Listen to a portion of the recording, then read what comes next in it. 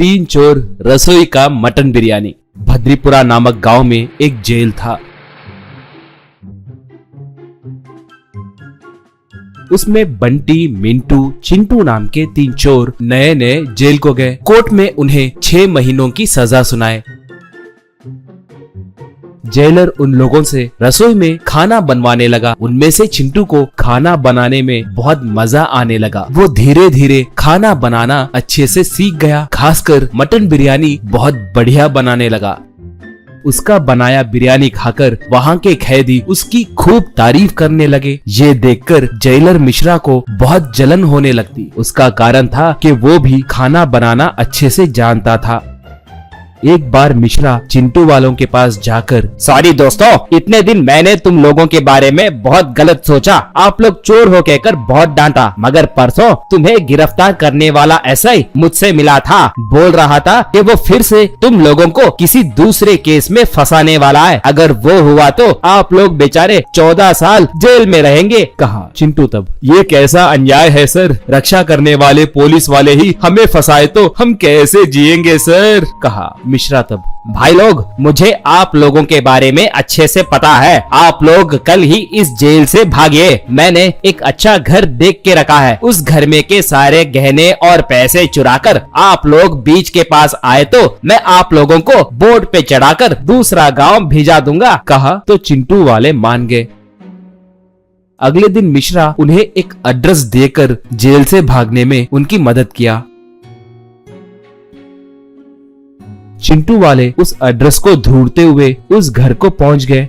वहां पर मौजूद एक बड़े बंगले को देखकर चिंटू, यार हमने कुछ और ही सोचा था, मगर जेलर मिश्रा मामूली इंसान नहीं है, बहुत अच्छे आदमी है। चलो यार सब लूटकर यहाँ से भागेंगे, कहकर अंदर गए। उसके बाद जेलर मिश्रा और उसका असिस्टेंट भी उनका पीछा करते हुए वहां पर पहुंच गए। वो छुपकर खिड़की में से झांककर चिंटू वाले अंदर क्या कर रहे हैं कहकर देखने लगे।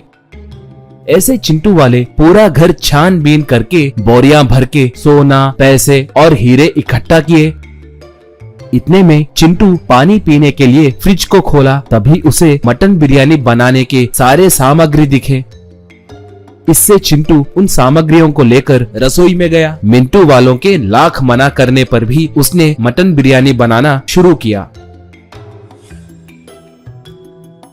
ये देखकर जेलर का असिस्टेंट जेलर से, क्या सर उनके पास उतने गहनों की बोरियां हैं, अब आप उन्हें क्या करने वाले हैं, पूछा जेलर तब। अरे पागल, ये किसका घर है सोच रहे हो? ये हमारे आईजी जी का घर है। परसों उसने मुझे बहुत डांटा था ना, इसलिए थोड़ी ही देर में एसीबी वाले भी यहाँ पर आएंगे। वो लोग आकर आईजी के साथ साथ इन चोरों को भी अरेस्ट करेंगे। मेरा बदला पूरा होगा, कहा। इतने में आईजी और उसके दोस्त कार में घर को आए।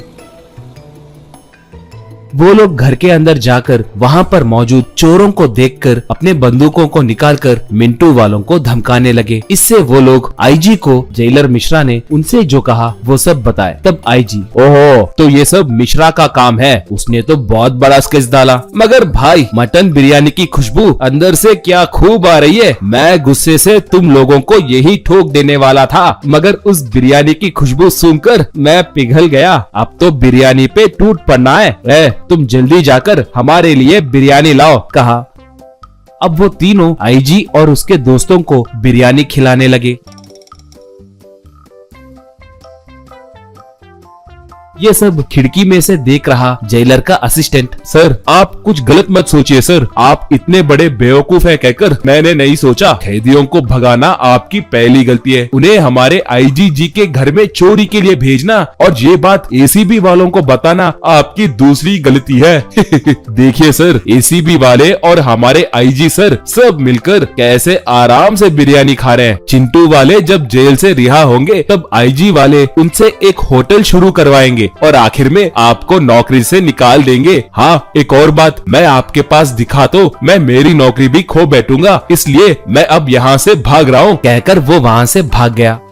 बाद में आईजी चिंटू वालों को कार में बिठाकर जेल ले गया और मिश्रा को सस्पेंड किया।